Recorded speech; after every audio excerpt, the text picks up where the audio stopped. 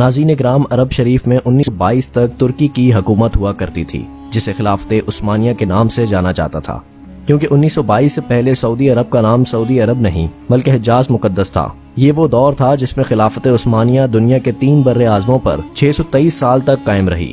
جب بھی دنیا میں مسلمانوں پر ظلم و ستم ہوتا تو ترکی کی حکومت اس کا منہ توڑ جواب دیتی۔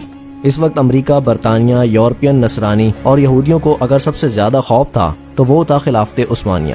امریکن اور یورپین کو معلوم تھا کہ جب تک خلافت عثمانیہ ہے ہم مسلمانوں کا کچھ نہیں بگاڑ سکتے، چنانچہ انہوں نے خلافت عثمانیہ کو ختم کرنے کے لیے سازشیں شروع کر دیں۔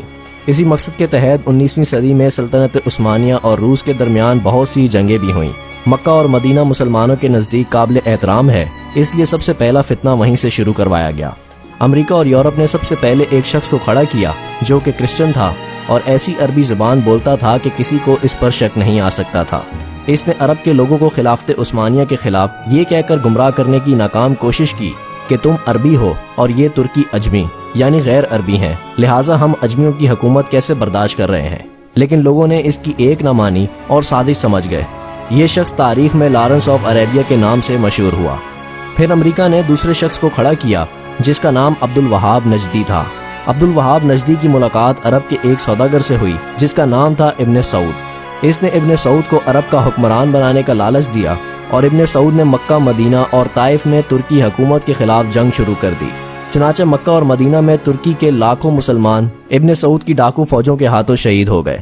جب ترکی نے دیکھا کہ ابن سعود ہمیں عرب سے نکالنے اور خود عرب پر حکومت کرنے کے لیے مکہ، مدینہ اور طائف کے بے قصور مسلمانوں کو شہید کر رہا ہے، تو ترکی نے عالمی طور پر یہ اعلان کر دیا کہ ہم اس پاک سرزمین پر قتل و غارت پسند نہیں کرتے۔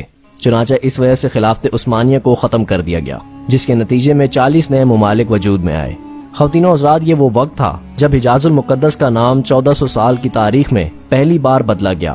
ابن سعود نے حجاز مقدس کے نام تبدیل کر کے اپنے نام پر سعودیہ رکھ دیا، جبکہ اس فتنے کا ذکر احادیث مبارکہ میں بھی ملتا ہے، اور اسی وجہ سے سرکار دو عالم صلی اللہ علیہ وسلم نے سعودی عرب کے شہر نجد کے بارے میں دعا نہیں فرمائی تھی۔ اسی نجد شہر میں عبد الوہاب نجدی پیدا ہوا، جسے انگریزوں نے ایک نئے مذہب کی بنیاد دلوائی، اور یہی شہر مسلمہ کذاب کی جائے پیدائش بھی ہے۔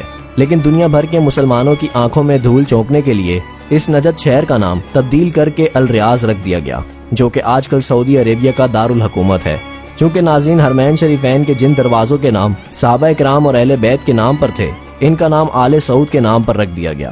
آپ یہ ساری معلومات انٹرنیٹ کے علاوہ تمام تاریخ کی کتابوں میں بھی پڑھ سکتے ہیں۔ انگریزوں نے اپنی سازش کی کامیابی پر 1962 میں لاس آف عربیہ کے نام سے فلم بھی بنائی، جو کہ بہت زیادہ مقبول ہوئی۔ ان سب کے بعد یہود النصارہ کو عرب میں آنے کی اجازت مل گئی۔ جس دن السعود عرب کا بادشاہ بنا، اس دن ایک جشن ہوا، اور جشن میں امریکہ، برطانیہ اور دوسرے ملکوں کے پرائم منسٹر بھی ابن السعود کو مبارکباد دینے پہنچ گئے۔ جس عرب کے نام سے یہود النصارہ کبھی کامتے تھے، وہ سعودیہ امریکہ کے اشارے پر ناچنے لگا، اور آج بھی رندوں کے ساتھ ناچ رہا ہے۔ یہود النصارہ کے اسی ناپاک سازش کے ذکر کرتے ہوئے ڈاکٹر علامہ محمد اقبال نے اپنے کلام میں لکھا، وہ فاقہ کش جو موت سے نہیں ڈرتا، ذرا روح محمد اس کے بدن سے نکال دو۔